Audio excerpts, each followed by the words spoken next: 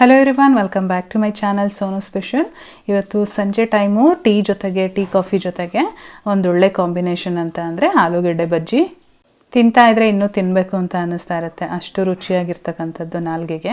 ಬನ್ನಿ ಇವತ್ತು ಆಲೂಗೆಡ್ಡೆ ಬಜ್ಜಿ ಮಾಡೋದನ್ನು ನೋಡ್ಕೊಳ್ಳೋಣ. ಮೊದಲನೇದಾಗಿ ನಾನಿಲ್ಲಿ 4 ಆಲೂಗೆಡ್ಡೆ ತೊಗೊಂಡಿದ್ದೀನಿ. ಇದರಲ್ಲಿ 4 ಬೇಕಾಗಲ್ಲ, 1 ಆಲೂಗೆಡ್ಡೆ ಅಂದರೆ ಸಾಕಾಗತ್ತೆ. ಸೊ ಮೇಲ್ಗಡೆ ಫಸ್ಟ್ ಈ ರೀತಿ ಸಿಪ್ಪೆ ಎಲ್ಲ ತೆಗೆದಿಟ್ಕೊಳ್ಬೇಕು. ನೀವು ಎಷ್ಟು ಮಾಡ್ತೀರಾ, ಎಷ್ಟು ಬೇಕಾಗುತ್ತೆ ನೋಡಿ ಅಷ್ಟದ್ದು ಆಲೂಗೆಡ್ಡೆ ತೊಗೊಳ್ಳಿ. ಮತ್ತು ಸ್ವಲ್ಪ ದಪ್ಪ ಇರೋದನ್ನು ನೋಡಿ ತೊಗೊಳ್ಳಿ. ಸಿಪ್ಪೆ ಎಲ್ಲ ತೆಗೆದಾದ್ಮೇಲೆ ನಾನಿಲ್ಲಿ ಚಿಪ್ಸ್ ಮೇಕರ್ ಇತ್ತಲ್ವ, ಅದರಲ್ಲಿ ಈ ರೀತಿ ಕಟ್ ಮಾಡ್ಕೊಳ್ತಾ ಇದ್ದೀನಿ.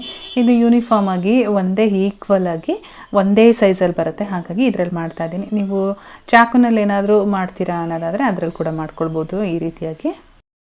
ಇವಾಗ ನಾನು ಏನು ಆಲೂಗೆಡ್ಡೆ ಸ್ಲೈಸಸ್ ಮಾಡ್ಕೊಂಡಿದ್ದೀನಿ ಇದನ್ನೆಲ್ಲ ನಾನು ನೀರಲ್ಲಿ ಹಾಕಿ ಇಟ್ಕೊಳ್ತಾ ಇದ್ದೀನಿ. ಹಾಗೆ ಇಟ್ಟರೆ ಕಲರ್ ಚೇಂಜ್ ಆಗುತ್ತೆ, ಹಾಗಾಗಿ ನೀರಲ್ಲಿ ಹಾಕಿ ಇಟ್ಕೊಳ್ತೀನಿ.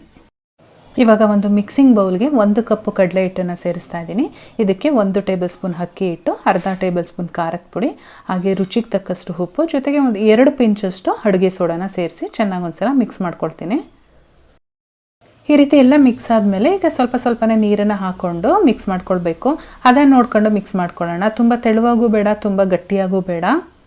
ತೆಳುವಾಗಿಬಿಟ್ರೆ ಆಲೂಗೆಡ್ಡೆ ಮೇಲೆ ಕೋಟಿಂಗ್ ಆಗೋಲ್ಲ, ಅದೇ ರೀತಿ ಗಟ್ಟಿಯಾಗಿಬಿಟ್ರೆ ತುಂಬ ದಪ್ಪ ಆಗುತ್ತೆ. ನೋಡಿ, ಇಷ್ಟಾದರೆ ಸಾಕಾಗುತ್ತೆ.